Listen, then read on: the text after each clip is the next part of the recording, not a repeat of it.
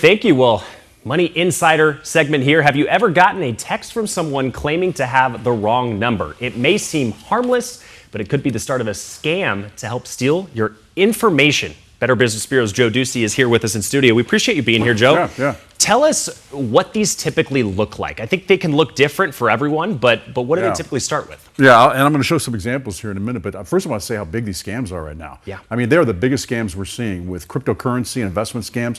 Think of billions and billions of dollars being lost to this thing. And all these things start with somebody trying to engage with you, right? So it starts with an email, it starts with a phone call, or it starts with a text. And these scammers are finding ways to get around that whole text thing that, people have kind of figured out some of the things. So now they're getting these wrong texts. Mistaken text, basically. So I have a couple examples here I want to show you. Put them up. The first one that came to me. Hey, could you tell me who you are? I have your number saved in my phone. Hey, I'm JD. Hey, this is Donna. I have this number saved. I met you at a conference in Phoenix. Probably not. I'm so sorry. I really don't understand my numbers. Blah, blah, blah goes on. Oh, I'm so sorry. Let's go to the next one. Are you still living at AZ? Yeah, I am. So I'm trying not to entice this person. I'm playing with them a little bit. And the last thing they say is, could I ask you for some advice if I may? All right, it's gotten to that point right now. So I'm still dealing with this person. Let's go to the next one. It can also start with, what are you doing now? I say, doing great. How about you? I'm Jennifer. Are you my friend Michelle? It shows me a picture. Both of them show me a picture of them. Hey, don't you recognize me? Yeah. So it's just a bunch of BS, basically, trying to engage you in what's happening. Now, I'm playing with these people. I would suggest if you get these, do not do that. I'm just doing it to find out how they operate, what they say next, how they go, and I'm kind of still in the process with these. I want to show you also, before we get to this next one, this is how serious it gets. I'm going to read you this. Scammer contacted a victim with a text claiming he was having trouble with a dog, right? Victim responded with wrong number.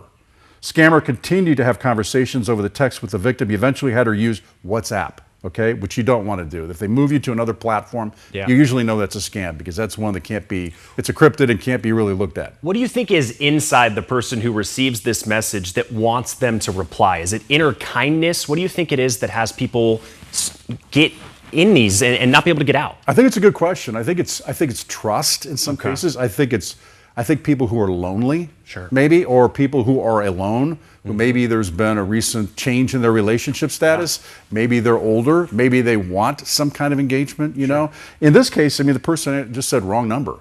Maybe innocently just saying wrong number and thought nothing would happen. Well, then they moved to WhatsApp, and that's when they made the decision to continue. The friendship says go to WhatsApp, it's probably a bad sign. You say no. If you're going to get off the platform, in any case, if you're asked to go off this platform, don't do it. Stay on the platform because that can be monitored. WhatsApp, nobody's looking at, right?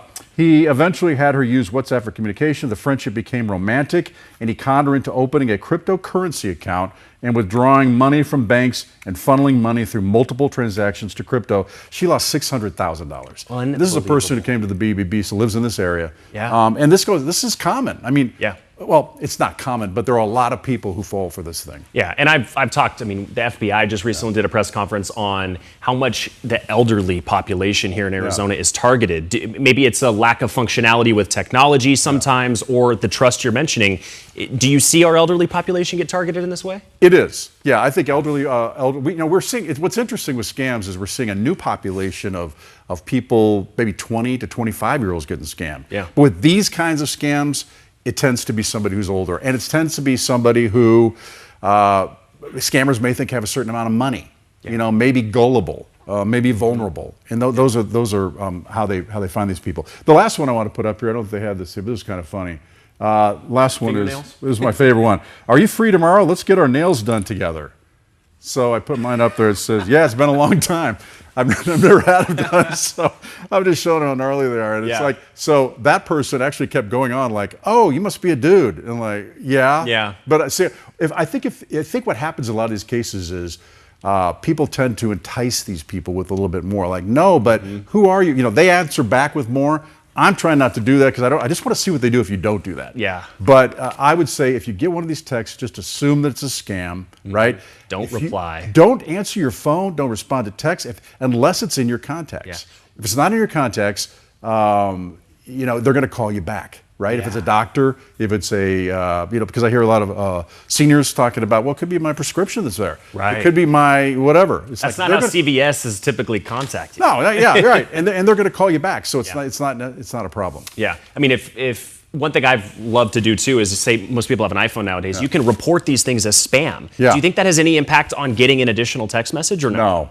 No. We wish it did. Yeah, I wish it did, but I think I was talking to somebody about that, how easy it is to get around a lot of the spam filters here. Yeah. You know, I mean, I do think that on your phones, I think phones to do your work probably through your apps is probably the safest place to do it, especially the iPhones, because I think they really secure them as long as you do your updates, because if they find some breach, they're going to have that happen. But in terms of spam phone calls, and I thought the do not call list would work. A lot of times it's just you put your name on there and it doesn't do anything. Of course. When in doubt, do not reply. Better Business Bureau's Joe Ducey here in studio giving us some great tips. We appreciate, and Joe knows better. JoeKnowsBetter.com. There we go. Yeah, right there, bbb.org. YouTube page to see more Joe if you're interested. All right.